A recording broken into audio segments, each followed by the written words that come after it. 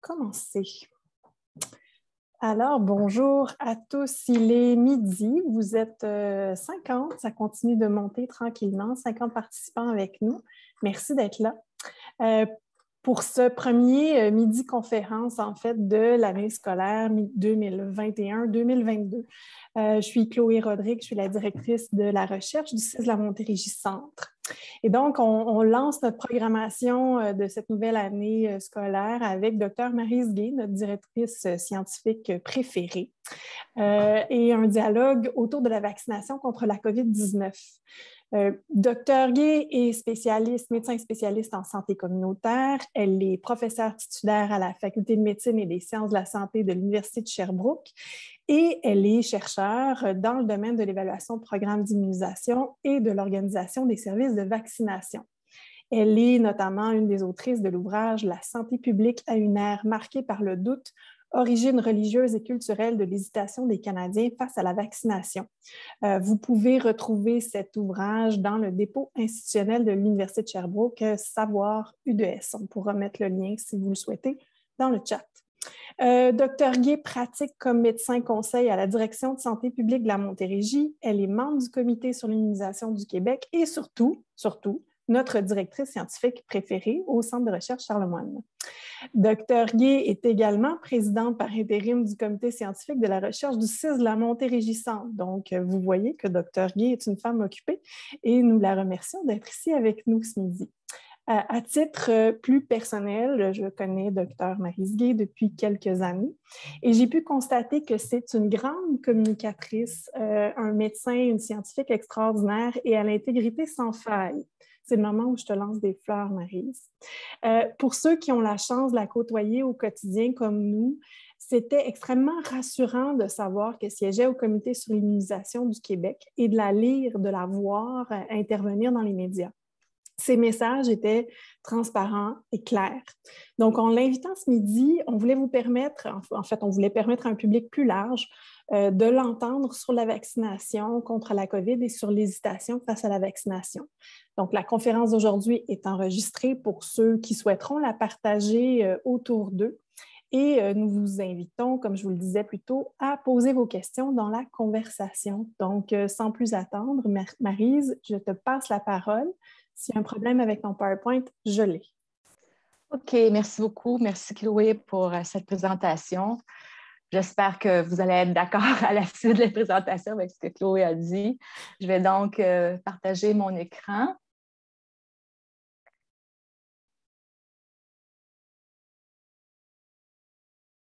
Est-ce que vous voyez bien ma présentation? Oui. OK, je vais tenter le mode de diaporama. Ça fonctionne? C'est parfait. OK, merci beaucoup. Donc, dialogue sur la vaccination contre la COVID. Pourquoi ce titre? Parce qu'on sait que pour parler de vaccination, on essaie justement d'engager un dialogue et je vais vous montrer en quoi ça peut être intéressant par rapport au contexte en lien avec l'hésitation vaccinale. Avant d'aller plus loin, je voulais quand même vous parler de conflits d'intérêts potentiels et de mes affiliations. Je suis salariée et payée par l'Université de Sherbrooke et la Société des médecins de l'Université de Sherbrooke. J'ai des subventions de recherche du ministère de la Santé, mais je n'ai aucun financement des compagnies pharmaceutiques. Et bon, vous avez entendu mes affiliations de travail et évidemment, je suis pro-vaccination, pro-science et ça va donc teinter mon discours d'aujourd'hui. Je voulais aussi, avant d'aller plus loin, remercier mes collègues qui sont énumérés ici, Dr. Buis, Dr. Professeur Dubé, Dr. Gagneur, Mathieu Tremblay de la Direction de santé publique de la Montérégie, de qui j'ai pris quelques diapos et quelques idées, et les étudiants aussi avec qui j'ai travaillé au fil des années. Il y en a d'autres que je n'ai pas énumérés, mais qui m'ont alimenté et qui m'ont aidé à mieux comprendre le phénomène d'hésitation vaccinale. Donc, pour parler de ça aujourd'hui et parler de la vaccination contre la COVID, je vais faire une brève mise en contexte.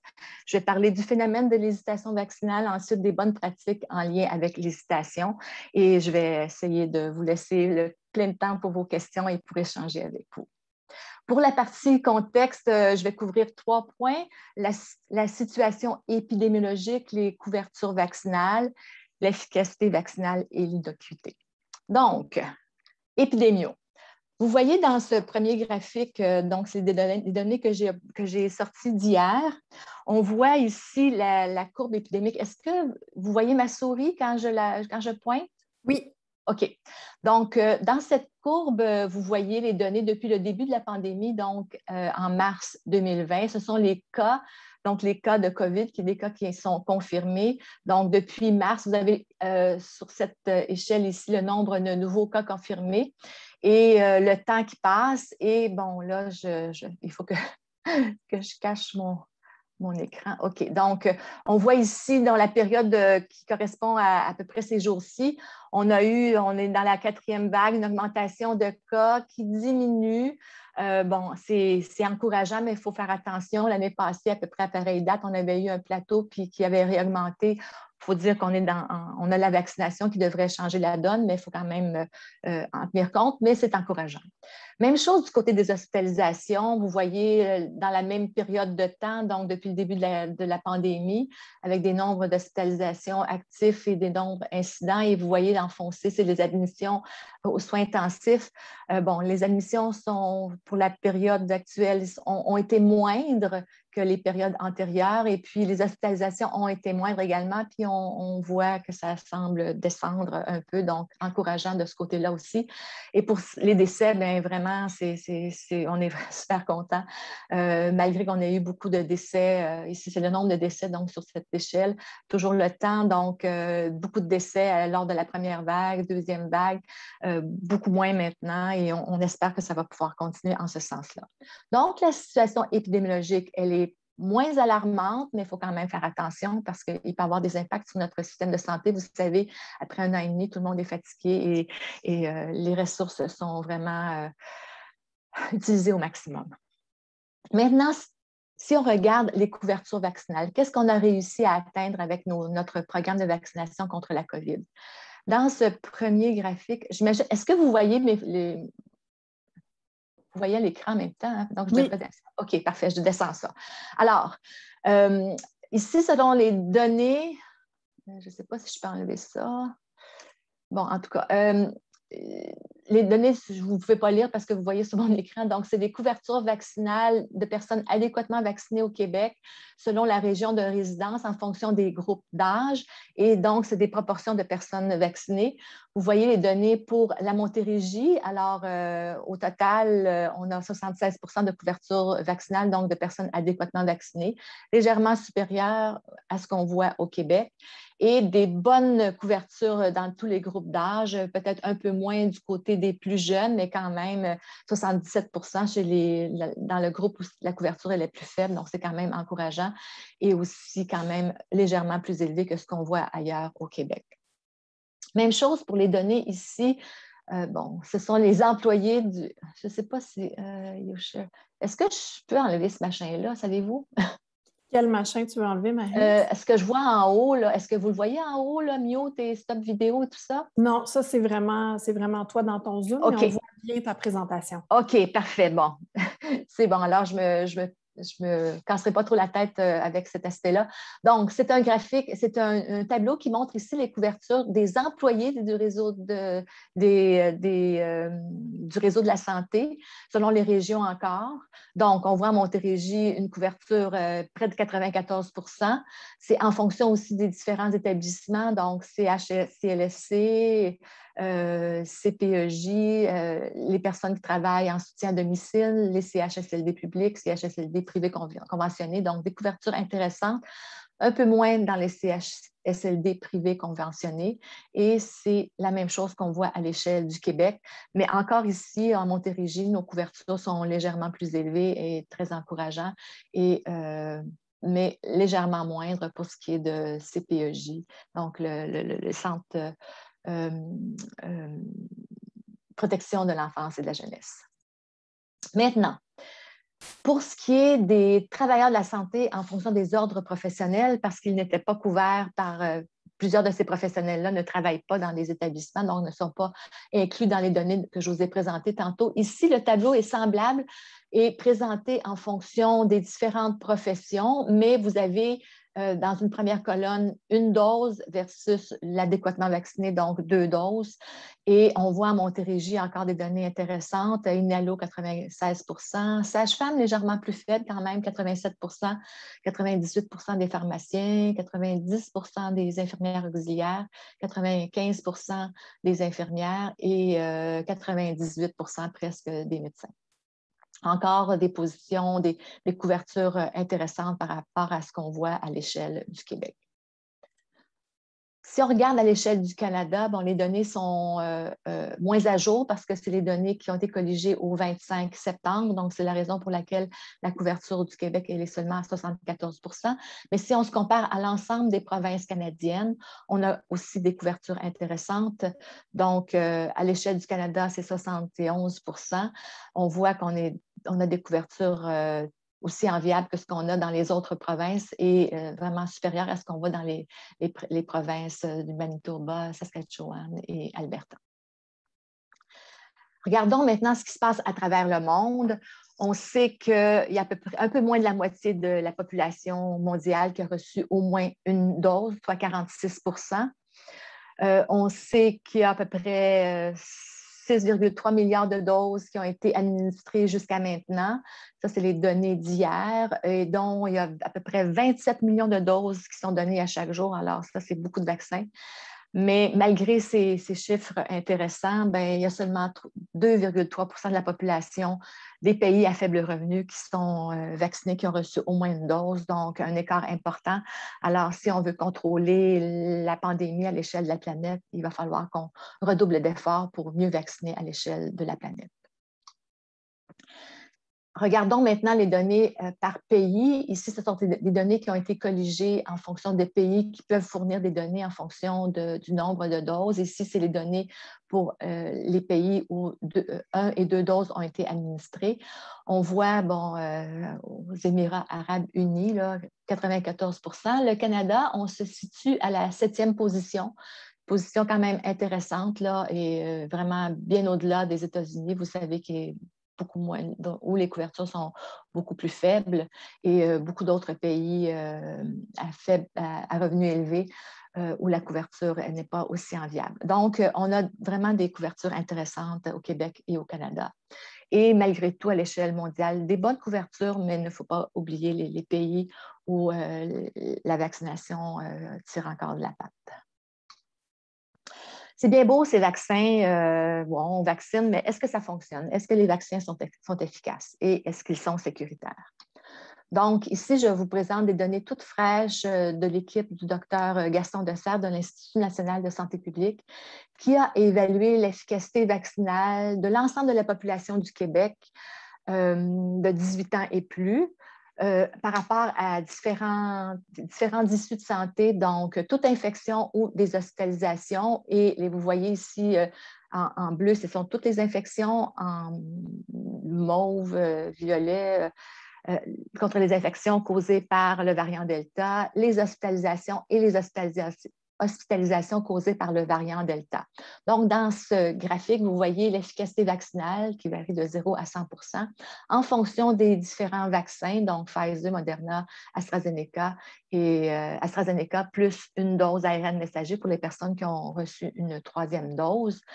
Et on voit donc une efficacité vraiment intéressante, autant pour toutes les infections, légèrement inférieure pour le vaccin AstraZeneca, mais quand même pour les infections, pour les issues plus graves, hospitalisation, vraiment des chiffres vraiment intéressants, 96-97 Pfizer, même chose Moderna, 94, 97, 98. Les intervalles de confiance ici ne sont pas illustrés, mais c'est des données vraiment qui montrent que les données sont à peu près semblables, à l'exception vraiment pour l'infection comme telle avec le vaccin AstraZeneca. Si on regarde maintenant en fonction de l'intervalle entre les doses, on sait qu'au Québec, on a préconisé des intervalles allongés étant donné la pénurie de vaccins et on pensait vraiment en fonction des données de vaccinologie qu'on connaissait que d'allonger l'intervalle entre les doses ne pouvait qu'améliorer, surtout dans le contexte où on savait que les autres mesures étaient employées et au début, quand on a commencé la campagne de vaccination, on était encore dans des mesures importantes de couvre-feu et ainsi de suite. Donc, alors, vous voyez encore un graphique relativement semblable avec des données pour les infections et hospitalisations, et les couleurs varient selon les vaccins. Et donc, des efficacités vaccinales sur l'échelle ici, sur l'axe des Y. Et on voit donc l'efficacité vaccinale qui est déjà assez bonne avec un intervalle court, donc de 3 à 4 semaines entre les 2 doses, et l'efficacité qui augmente vraiment et qui est vraiment encore intéressante avec un intervalle à 16 semaines. Bon, la plupart des Québécois, on a eu un intervalle autour de 9 à 11 semaines. D'autres ont eu allongé, mais on voit que l'intervalle allongé, c'était vraiment une excellente stratégie et c'est aussi bon pour les infections que pour les hospitalisations. Maintenant, c'est bien beau de dire ça a fonctionné en fonction de l'intervalle, mais est-ce que l'efficacité perdure dans le temps? Donc, toujours avec la même étude, Dr. Desserre a évalué l'efficacité en fonction depuis la deuxième dose, donc un mois après la deuxième dose et ainsi de suite, 5 mois et plus.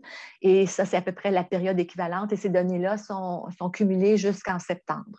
Donc, on voit que l'efficacité pour toute infection et l'efficacité pour les hospitalisations dure dans le temps. Il y a des petites variations, là, mais vraiment, si on regarde les intervalles de confiance, des efficacités autour de 90 même à 5 mois après la deuxième dose. Donc, oui, on a vacciné beaucoup de monde.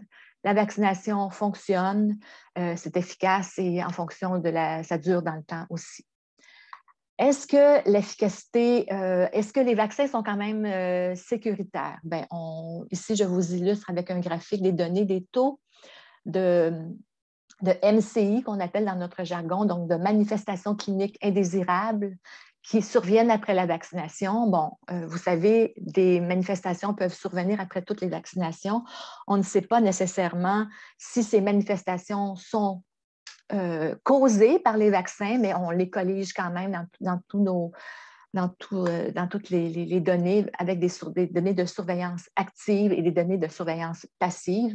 Et ici, ce sont les données de surveillance passive, donc qui viennent avec la déclaration par soit des vaccinateurs ou soit par les pharmaciens vaccinateurs ou des professionnels qui constatent ces manifestations. Alors, on voit des taux pour 100 000 doses et on voit pour tous les vaccins les taux qui sont autour de 50, légèrement supérieurs à 50 par 100 000 doses. Ce sont des taux auxquels on s'attendait. Bon, ici, vous avez en orange un peu plus foncé les manifestations plus graves. C'est des manifestations qu'on ne souhaite pas, mais auxquelles on s'attend aussi quand même et qui sont de tout ordre. Par exemple, des réactions allergiques plus graves. Puis vous voyez avec le vaccin AstraZeneca, vous vous souvenez, au printemps, on a parlé du problème de thrombocytopénie, de thrombose reliée à une thrombocytopénie induite par les vaccins. Donc, certains cas se trouvent parmi les manifestations plus graves. Et avec les vaccins à ARN messager, on parle aussi, entre autres, de manifestations comme des péricardites et myocardites qui sont incluses là-dedans, mais qui sont quand même à des taux même si c'est des taux qu'on ne voudrait pas avoir ces manifestations, c'est des taux auxquels on s'attendait et qui ne sont pas des taux plus élevés ou trop élevés qui feraient qu'on s'inquiéterait. Il faut aussi comprendre que ces manifestations, comme je vous le disais, elles sont reliées dans le temps, mais ne sont pas nécessairement causables. Alors, qu'est-ce qu'on dit de tout ça? Oui, on a vacciné beaucoup, on a des bonnes couvertures vaccinales, on a des vaccins efficaces et on a des vaccins sécuritaires. Devant tout ça, qu'est-ce qui arrive avec l'hésitation vaccinale? Malgré tout, il y a des gens qui hésitent à se faire vacciner, il y a des gens qui hésitent par rapport au vaccin. C'est normal de se poser des questions, c'est légitime de se poser des questions, mais jusqu'à quel point et qu'est-ce qu'on peut faire pour agir contre l'hésitation ou en tout cas travailler avec les gens, dialoguer avec les gens qui ont de l'hésitation et c'est ce que je vais couvrir dans les prochaines minutes. Le phénomène d'hésitation vaccinale, on ne l'appelait pas nécessairement de cette manière-là, mais on sait que ça existe depuis très longtemps.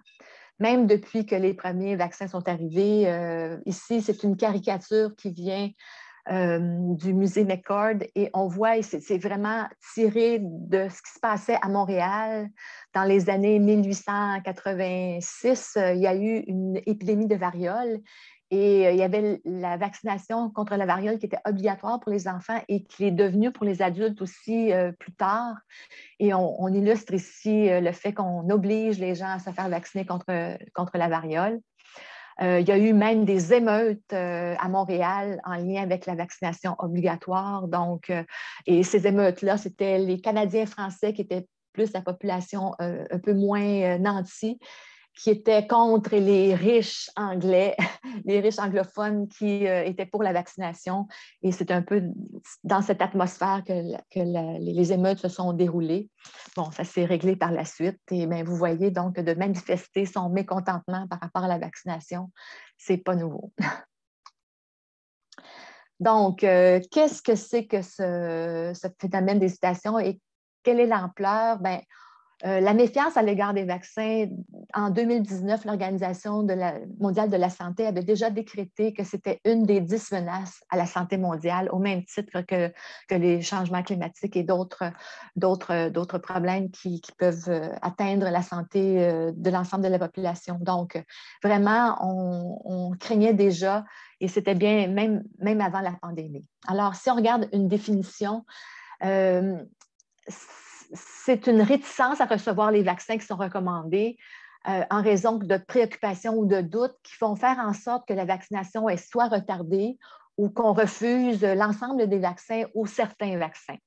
Et anciennement, on avait peut-être une vision plus dichotomique de la vaccination ou du refus en disant il y a des gens qui refusent et maintenant, on pense plus à l'hésitation comme un continuum que je vous illustre ici. Donc, un continuum qui va des gens qui refusent tout vaccin, et on sait que cette proportion-là est faible.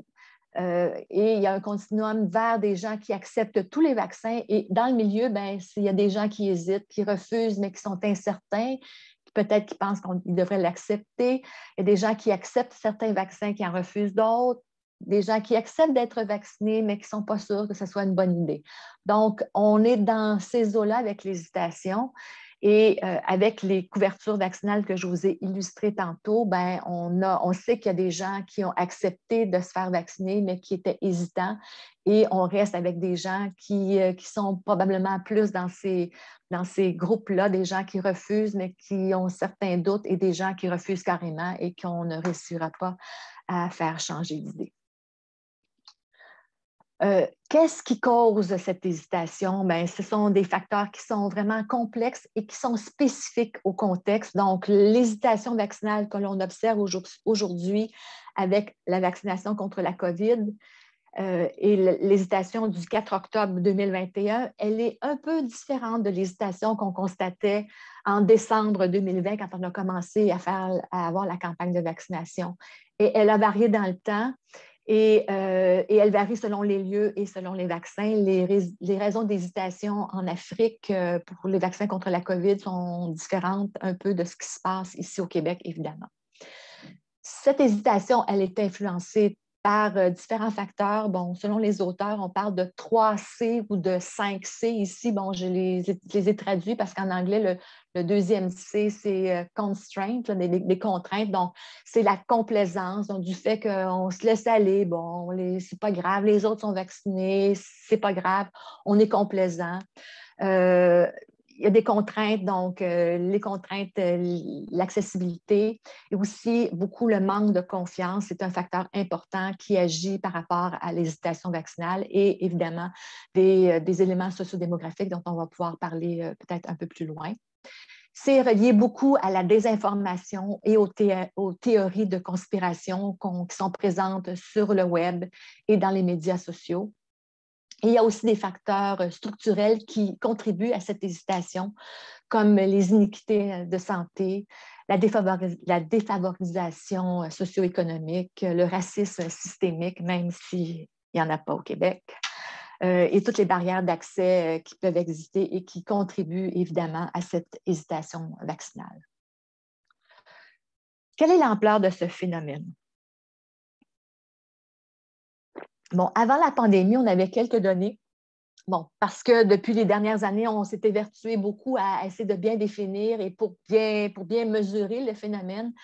Et certaines enquêtes ont montré qu'à peu près le tiers des Québécois qui sont hésitants envers la vaccination, mais même malgré ce tiers-là, bon, par exemple, la vaccination contre la rougeole des enfants, bien, il y a plus de 90, près de 95 des enfants qui sont vaccinés contre la rougeole. Donc, malgré ça, il y a des parents qui sont hésitants, mais ça ne se manifeste pas nécessairement par le comportement. Donc, on sait que une enquête auprès d'adultes en Estrie a montré que 32 des adultes estriens étaient hésitants vers la vaccination. Des enquêtes aussi auprès de parents par rapport à des enquêtes sur la couverture vaccinale ont montré que, encore là, à peu près le tiers des parents québécois hésitaient par rapport à la vaccination. Et aussi même des parents qui se présentaient en clinique de vaccination qu'on a interrogés en 2015. Et parmi ces parents, il y avait le tiers des parents dans les régions de la Montérégie et de la Naudière qui étaient hésitants. Donc, ils se présentaient en clinique de vaccination pour faire vacciner leur enfant, mais étaient quand même hésitants. Depuis la pandémie, donc, j'étais à l'échelle de la planète parce que moi, je n'ai pas contribué à ce genre d'études, mais il y a eu différents sondages qui ont été faits à travers le monde et qui ont été colligés par divers auteurs. Et on estime que dans ces sondages, entre la moitié et 80 des gens étaient ouverts à recevoir un vaccin. Donc, ça veut dire qu'il y a à peu près 20 à 50 des personnes qui sont hésitantes. Et ça se concrétise par des couvertures variables à travers le monde et vous l'avez vu avec ce que je vous ai montré tantôt. Donc, de plus spécifiquement, l'hésitation HV, donc HV pour hésitation vaccinale et vaccin contre la COVID. Quelles sont les raisons qui sont invoquées dans les sondages et qu'on peut colliger par rapport à l'hésitation? Et vous allez voir, bon, c'est des raisons que vous connaissez sans doute et dont vous avez déjà entendu parler probablement et qui sont aussi reliées avec l'hésitation vaccinale en général. Donc, beaucoup de préoccupations par rapport aux effets à long terme et des effets futurs dont on ne soupçonne pas l'existence présentement, mais qui pourraient arriver un jour, et tous les effets secondaires en lien avec les vaccins, donc des craintes par rapport à la sécurité des vaccins.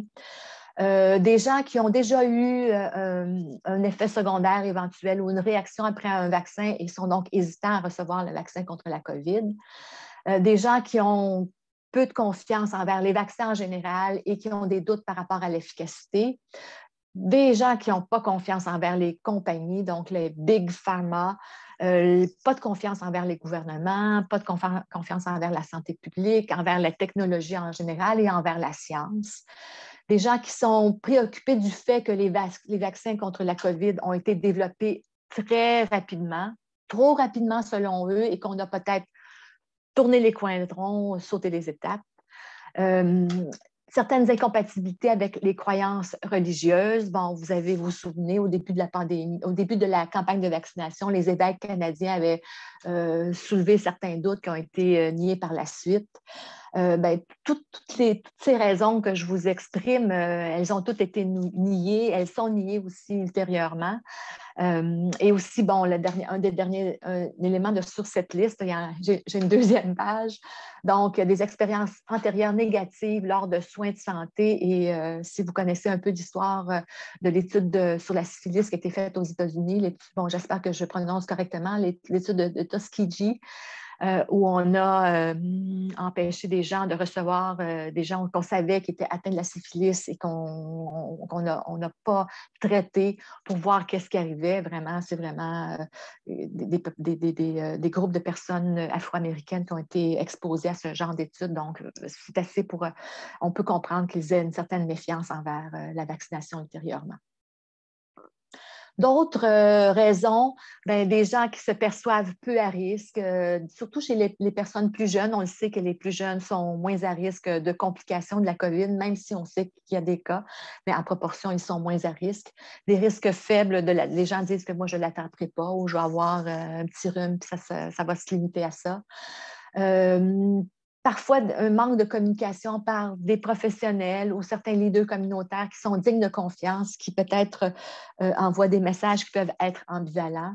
Certaines considérations pratiques, bon, les horaires ne me conviennent pas, je m'en vais en vacances, et souvent ces raisons qui peuvent sembler plus nobles cachent parfois d'autres raisons d'hésitation. Beaucoup d'appréhension relative à la fertilité, la grossesse et à l'allaitement, mais on sait que c'est vraiment recommandé pour les personnes, les femmes enceintes, les femmes qui allaitent, de se faire vacciner si elles ne le sont pas parce que les risques de COVID sont vraiment trop importants. Les croyances, diverses croyances envers les théories de conspiration. C'est pas vrai, la COVID-19, ça n'existe pas. Les gens croient que les vaccins modifient l'ADN. On sait que les vaccins n'agissent vraiment pas au niveau de l'ADN, qu'on injecte des puces 5G. Et ici, si vous avez une chance d'aller voir ce lien-là qui explique comment technologiquement, c'est impossible qu'on ait des puces qu'on puisse injecter pour pouvoir suivre les gens. Et puis, les gens aussi qui ont eu la COVID récemment considèrent qu'elles ne devraient pas être vaccinées, même si on sait qu'on recommande la vaccination pour ces personnes après un certain temps, justement à cause des variants. Donc, on sait aussi, bon, ça c'est des données de ce que la littérature montre, mais cet été, et même jusqu'à tout dernièrement, il y a des brigades de la Direction de santé publique de la Montérégie qui a rencontré un nombre important de la population. Oh, voilà, j'essaie de faire descendre, là, je pense que j'avais le nombre, je ne réussis pas à descendre, mais c'est... 3243, Marie, c'est ça que tu cherches? Oui, oui. Tu le voyais? Oui. Toi, tu le vois? OK, bon. Oui. Alors, un grand nombre de personnes qui ont été rencontrées au cours de l'été par des collègues qui les rencontraient et qui discutaient avec eux et qui employaient diverses techniques, dont les techniques d'entretien motivationnel pour discuter de la vaccination avec ces gens. Et ici, dans ce tableau, on a colligé les raisons qui ont été invoquées par les gens qui disaient ne pas vouloir être vaccinés. Et bon, les raisons que je vous ai illustrées tantôt, on les retrouve, mais une des raisons qu'on a entendu aussi au Québec de manière plus particulière, c'est des gens qui attendent le vaccin québécois, le vaccin Medicago, entre autres, parce que c'est un vaccin fait avec des plantes et il y a des gens qui croient que parce que c'est un vaccin fait à partir de plantes, bien, ça va être un vaccin plus naturel. Mais il faut quand même comprendre que c'est un vaccin qui utilise de la technologie et de la science, donc une fausse croyance qu'on peut essayer de rétablir, avec les gens avec qui on peut essayer de rétablir les faits, mais donc des fausses croyances difficiles à changer. Donc, comment on fait pour composer avec l'hésitation vaccinale et quelles sont les bonnes pratiques qu'on peut utiliser? Je vous ai ramené ici une caricature de la presse qui était dans la presse plus d'hier et qui illustre ce que notre premier ministre voudrait convaincre les gens qui ne sont pas vaccinés, surtout les hommes avec un incitatif important. Chez les femmes, on dit que ça peut être amincissant de se faire vacciner, mais ce n'est pas une solution d'arriver, pas parce que les gens ont des fausses croyances qu'il faut en remettre et arriver avec de nouvelles fausses croyances. Et on sait aussi qu'il n'y a pas une intervention, il n'y a pas une chose qu'on peut faire qui convient à tout le monde. Il faut vraiment s'adapter. Il n'y a pas un one size qui va convenir à tout le monde. Il faut vraiment s'adapter à chacun. Donc, comme l'hésitation, c'est un phénomène complexe, pour agir, il n'y a pas, c'est comme dans n'importe quel problème, il n'y a pas une intervention, un moyen qui va agir. Il faut agir à multiples niveaux. Donc, c'est des interventions à multiples composantes qui sont adaptées aux réalités et aux populations visées. Donc, ce qu'on préconise au Québec pour les populations qui vivent à Montréal, ce n'est pas nécessairement adapté aux personnes qui vivent à Saint-Jean-sur-Richelieu. Il y a des grandes composantes, des choses qui conviennent, mais de manière plus individuelle et plus personnalisée, il faut vraiment s'adapter et y aller en fonction des besoins de chacun. Il faut utiliser des sources d'information qui sont crédibles, souvent utiliser des leaders de la communauté qui sont vraiment engagés. Il faut bien sûr éliminer toutes les barrières d'accès par rapport à la vaccination.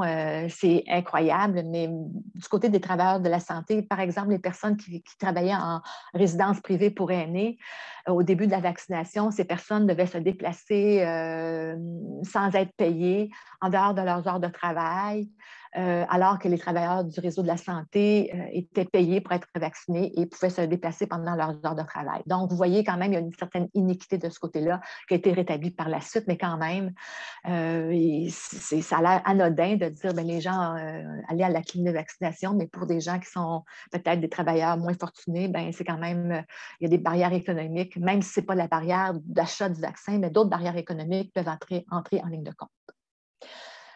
Et les stratégies à l'échelle individuelle, ce qui a été démontré efficace, et puis là encore, la démonstration a été faite avec la vaccination, pour la vaccination des enfants, mais pas spécifiquement avec la vaccination contre la COVID, mais on pense et on croit sincèrement que les principes vont faire en sorte que ce qu'on utilise dans l'entretien motivationnel et ce qui a été démontré pour la vaccination en général peut s'appliquer avec la vaccination contre la COVID. Et c'est ce qui a été employé cet été à l'échelle du Québec auprès de plusieurs populations et particulièrement en Montérégie à la Direction de santé publique. Donc, pourquoi on pense que ça fonctionne, l'entretien motivationnel par rapport à la vaccination? Puis c'est pas seulement qu'on le pense, mais ça a été démontré par les études du docteur Arnaud Gagneur de l'Université de Sherbrooke, qui est un néonatologiste chercheur et qui a, avec une stratégie qui s'appelle la stratégie Promovac, qui vise à rencontrer des parents lors du postpartum immédiat, donc pendant le 24 heures postpartum, des agents en vaccination vont rencontrer les parents pour leur parler de vaccination en général, lors d'une rencontre qui dure à peu près 15, 20, 30 minutes. Et cette stratégie-là a été employée, a été évaluée par une étude quasi expérimentale en Estrie entre 2010 et 2014 et par la suite répliquée dans des maternités du Québec par un essai randomisé en 2014-2016 et par la suite à l'échelle du Canada 2018 et 2021. Par la suite, la stratégie a été démontrée vraiment efficace, tant pour augmenter l'intention de vaccination, pour diminuer les scores d'hésitation face à la vaccination et augmenter les couvertures vaccinales des enfants. Puis par la suite, un programme qui s'appelle le programme EMI, donc entretien motivationnel dans les maternités sur... attendez, entretien motivationnel dans les maternités. J'oublie mon acronyme, mais ce que ça veut dire, c'est qu'on utilise l'entretien motivationnel pour parler d'immunisation et c'est un programme qui a été maintenant implanté à l'échelle du Québec depuis 2019. Donc, on rencontre tous les parents dans la période postpartum pour discuter de vaccination et faire en sorte que lors de la vaccination de 2 mois, les premières doses de vaccination des enfants, les parents ont déjà réfléchi à la vaccination, ils ont déjà pu poser leurs questions et dialoguer par rapport à leurs inquiétudes en lien avec la vaccination. Donc, même avec l'implantation du programme EMI, on a montré aussi encore avec un devis d'évaluation adéquat que l'intention de vaccination était augmentée, les scores d'hésitation étaient diminués et que les couvertures vaccinales des enfants qui avaient été exposés au programme EMI, parce qu'au début, c'était sur une base pilote, par la suite, ça a été implanté à l'échelle du Québec. Donc, on a démontré l'efficacité de ce programme. Donc, fort de ces données probantes, on se dit que l'entretien motivationnel, ça doit certainement aider par rapport à la vaccination contre la COVID. Qu'est-ce que c'est que l'entretien motivationnel? Bon, ce sont des stratégies de communication, un style de communication qui a été mis de l'avant par Miller et Rolnick, qui était utilisé beaucoup au début, donc des études qui ont été faites auprès des personnes qui avaient des troubles de dépendance et par la suite qui a été utilisé pour d'autres comportements, comportements sanitaires comme augmenter l'activité physique, diminuer le tabagisme, arrêter de fumer, améliorer sa diète. Donc, c'est un style de communication qui est centré sur la personne avec qui on est en interaction, qui est un style collaboratif et qui vise à augmenter la motivation et à engager la personne vers le changement de comportement et à explorer avec cette personne-là les raisons de l'ambivalence. Et c'est la personne elle-même qui constate son ambivalence et qui peut réfléchir et cheminer vers le comportement sanitaire qui est souhaité. L'idée, ce n'est pas de convaincre à tout prix. Et on sait souvent, nous, comme professionnels de la santé, nous, on sait, on connaît la science, on veut transmettre notre bonne science, mais cette attitude-là, cette attitude de « moi, je sais et je vais t'instruire », fait en sorte que les gens ne sont pas ouverts et se braquent plutôt et ce n'est vraiment pas intéressant par rapport à la vaccination et par rapport aux autres comportements de santé. Donc, il y a cet entretien motivationnel s'appuie sur 4 processus et ces étapes-là qui vont de l'engagement vers une planification.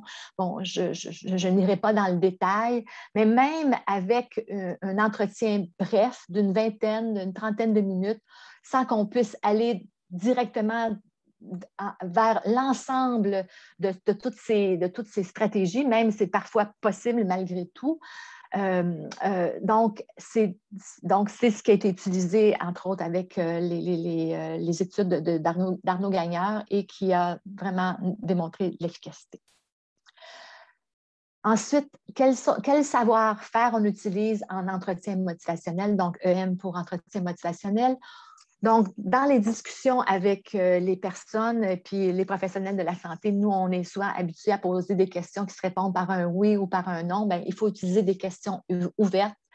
Il faut utiliser une écoute réflexive, donc qui permet de résumer ce qu'on comprend et aussi de reformuler ce qu'on entend pour s'assurer qu'on répond bien aux besoins de la personne. Et on peut valoriser aussi les comportements et ce qui est inhérent à ce que la personne avec qui on dialogue vit et ce qui est important pour elle. Une autre des stratégies qu'on utilise quand on pense que la personne est ouverte pour peut-être rectifier ou au moins discuter par rapport à certaines croyances qui peuvent être erronées, c'est d'utiliser la stratégie de demander, fournir, demander. Donc, on demande l'autorisation à la personne si on peut aller explorer certaines connaissances ou aller vérifier certaines connaissances et on fournit l'information pertinente pour peut-être défaire certaines connaissances qui peuvent être erronées. Et par la suite, on demande pour vérifier si ce qu'on a apporté comme information est comprise et si c'est retenu et comment c'est retenu. Donc, la stratégie demander, fournir, demander est une autre stratégie importante qui est utilisée dans l'entretien motivationnel. Alors, quand on est souvent porté devant des faits qui sont faux, qui ne sont pas avérés, nous, comme professionnels de la santé, on veut apporter des faits, la vérité, la science. Donc, attention, il faut y aller de manière avec beaucoup de précaution et en demandant la permission et en s'assurant que la personne est vraiment disponible pour entendre ses faits. Et l'idée, ce n'est pas de lancer tous les faits qu'on connaît, mais peut-être de focusser sur certaines données qui peuvent être des croyances peut-être plus erronées ou qui pourraient peut-être ouvrir la piste vers un dialogue plus grand. Donc, éviter alors le réflexe correcteur qui ne peut qu'augmenter la méfiance et qui ne va pas améliorer les choses, bien au contraire. Alors, c'est à éviter.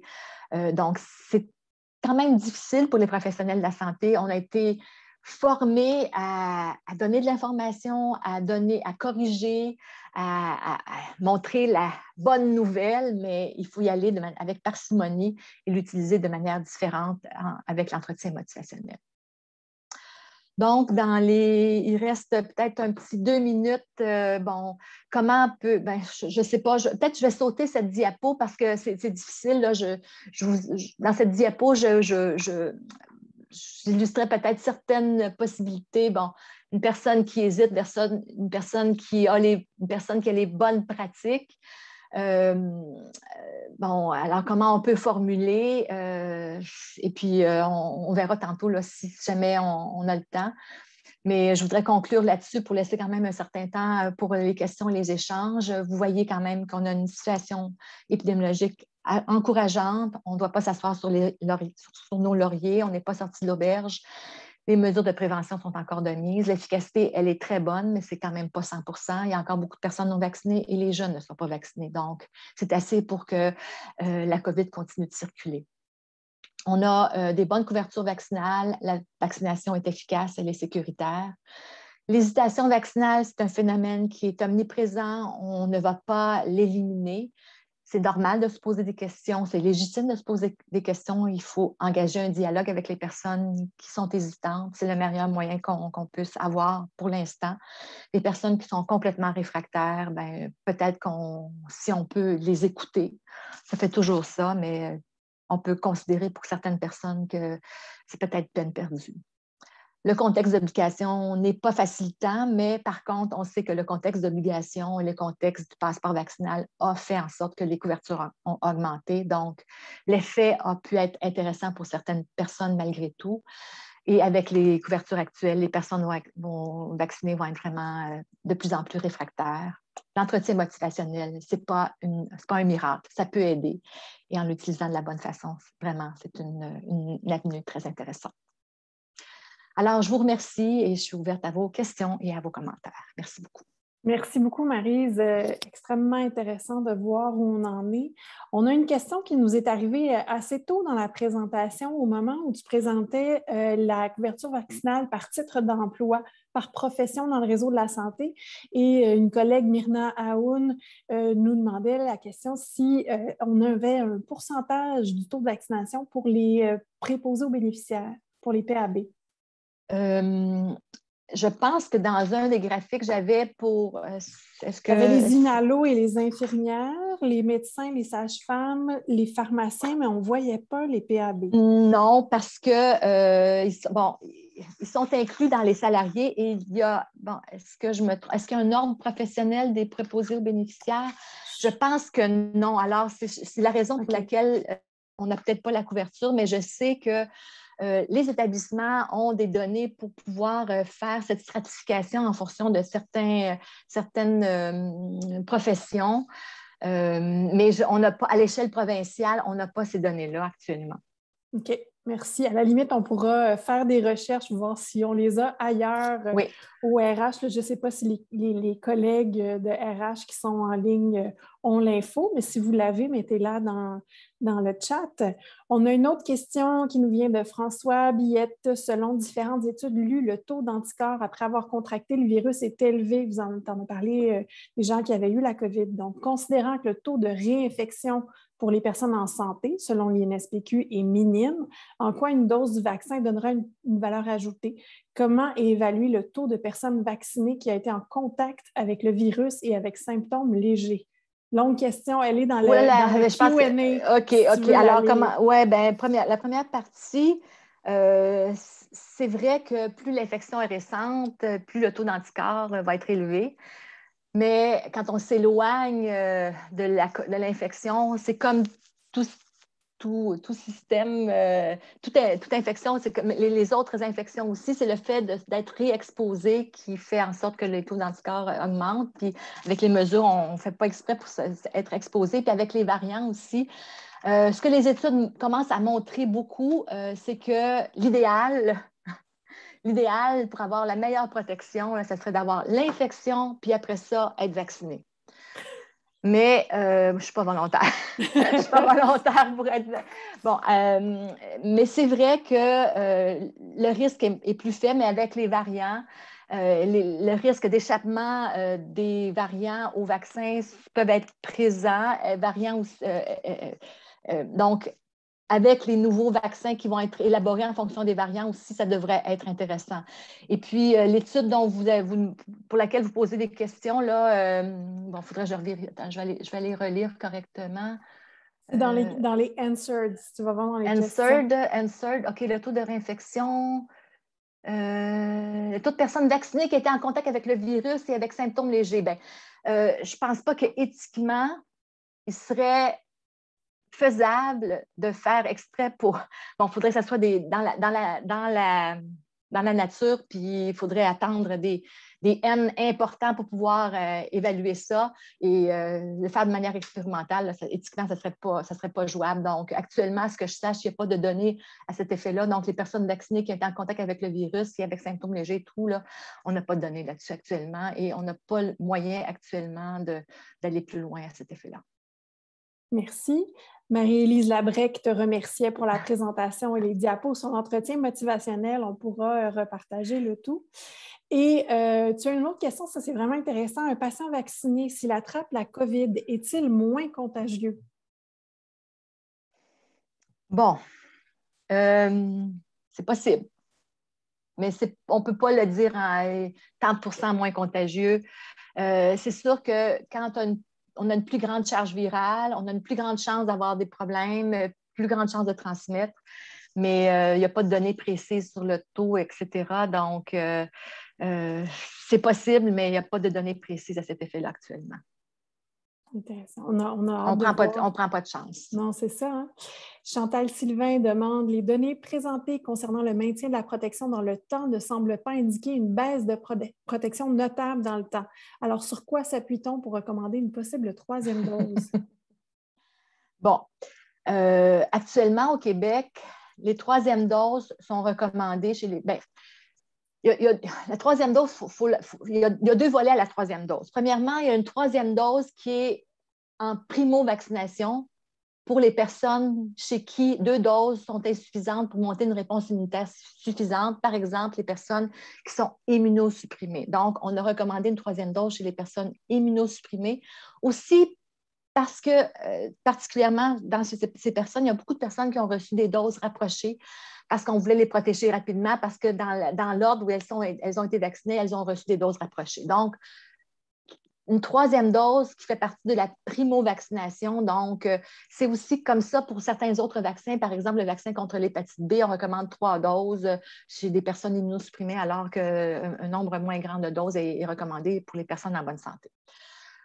Ensuite, donc, il y a les 3 doses. La troisième dose qui est la dose de rappel, qui est après un certain nombre de mois et qui est recommandée, aux États-Unis, dans certains pays européens, en Israël, parce qu'eux ont vacciné avec des intervalles rapprochés en Israël. Hein, eux, ils ont vacciné à 3 semaines, 4 semaines, et ils voyaient une diminution de l'immunité.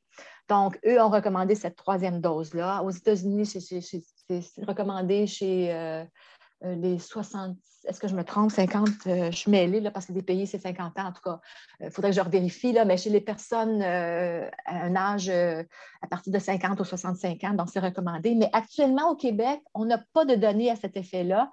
Par contre, les personnes en CHSLD ont été vaccinées les premières. Donc, leur deuxième dose, elles l'ont reçue autour de mars-avril, donc avril, mai, juin, juillet, août, septembre, octobre, novembre. Donc, on va atteindre le 6 mois. Puis, parmi les personnes qui vivent en CHSLD et en résidence privée pour aînés, il y a beaucoup de personnes plus âgées dont le système immunitaire qui ont un phénomène d'immunosénescence. Donc, c'est la raison pour laquelle au Québec, on a recommandé présentement la vaccination chez ces personnes pour une dose de rappel. Mais on n'a pas recommandé pour le reste de la population parce que, justement, à la lumière de ces données-là qu'on continue de suivre, mais les données couvrent la période jusqu'au 11 septembre. Donc, les données vont être mises à jour pour inclure, parce qu'au 11 septembre, il y avait du variant Delta, mais il n'y en avait pas tant que ça. Donc, les infections plus récentes, les hospitalisations plus récentes couvrent le variant Delta. Donc, on va faire en sorte de vérifier les données, continuer à vérifier, l'équipe de Terre de Fer vérifie ça. Pas à la minute près, là, mais presque. Donc, à toutes les semaines, on refait les calculs pour vérifier. Et on est encore très, très satisfait des données d'efficacité qui montrent que c'est efficace même pour les gens qui ont reçu 2 doses de vaccin AstraZeneca pour les infections, pour les issues plus graves, donc hospitalisation et décès. Donc, on est très, très heureux de la sorte. Parce que notre système de santé en a besoin. Puis les personnes aussi, on veut les protéger, évidemment. Là, c'est la raison première. Donc, puis il y a d'autres raisons ailleurs. puis là, je ne veux pas jeter de pavé dans la mare, mais il y a certainement des intérêts pécuniaires là-dedans. Mais vous savez que l'Organisation mondiale de la santé a dit, avant de tout le monde se lancer sur cette dose de rappel, assurons-nous qu'on a vacciné l'ensemble de la planète avec au moins une, sinon 2 doses, puis après ça, on pensera à la 3e dose, à la dose de rappel. Mais bon, on est toujours pris là-dedans. Il y a des gens qui veulent cette 3e dose malgré les données. Tu sais, il y a des hésitations vaccinales à l'envers. Puis là, petite tranche de vie, bon, les recommandations pour la vaccination contre la grippe ont changé. Puis moi, je me faisais vacciner contre la grippe à toutes les années. Puis après ça a été de dire, bon, peut-être qu'on ne devrait pas être vacciné à toutes les années. Puis moi, j'avais comme le phénomène de dire, oh, mon Dieu, comment je vais faire? Je ne suis pas vaccinée cette année. Donc, tu sais, alors il y a des gens qui veulent avoir plein de doses. Alors, on essaie de juguler avec toutes ces données, avec toutes ces contraintes et ces pressions, parce qu'il y a des pressions politiques aussi. Voilà. Merci, Maryse. Puis juste avant de lancer la deuxième question de François Billette, en fait, tu as partiellement répondu à la question que je me posais, sachant qu'il y a juste 2,3 % des gens qui sont vaccinés dans les pays en voie à faible revenu. J'imagine que ça fait vraiment partie de toutes les réflexions sur une éventuelle 3e dose. On ne peut pas monopoliser toutes les doses dans les pays occidentaux, là. Oui, par contre, il y a des contraintes. Là. Les doses qui sont livrées, c'est difficile après ça, un vaccin qui est livré, de le retransporter à cause des difficultés. Là. Donc, c'est une question des producteurs. C'est plus par rapport aux producteurs, mais le producteur qui produit des doses pour des doses de rappel et qui les livre dans les pays pour des doses de rappel ne livre pas de vaccin dans les pays où ils en auraient besoin. Donc, mais moi, je ne connais pas tous ces aspects-là de manière très concrète, mais je peux avoir juste un regard de médecin de santé publique et de chercheuse par rapport à ça. Là. Merci. Puis, on a une autre question de François Billette qui nous dit, il dit qu'il n'a pas trouvé d'études sur ce sujet-là, mais il dit, tu as glissé un mot comme quoi avoir le vaccin plus avoir la maladie, c'était très efficace. Donc, dans d'autres mots, comment le vaccin peut être plus efficace que le fait de l'avoir attrapé et d'avoir développé des anticorps? Oui, bien c'est vrai que quand tu as le virus au complet, tu réagis contre l'ensemble de la bébite. Donc, tu sais, le système immunitaire, bon, il y a la réponse cellulaire, la réponse en anticorps humoral.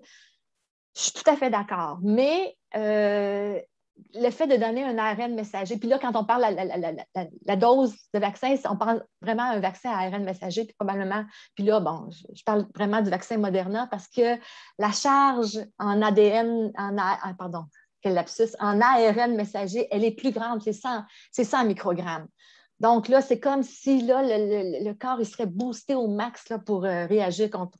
Mais c'est vrai qu'il commence à y avoir des études là-dessus, mais il n'y en a pas tant que ça. Donc, mais c'est des réflexions plus philosophico-machin, scientifico-machin en lien avec tout ce qu'on connaît sur la vaccinologie, sur la réponse hummorale et la réponse cellulaire. Merci. Puis je vais donner la dernière question à Chantal Sylvain.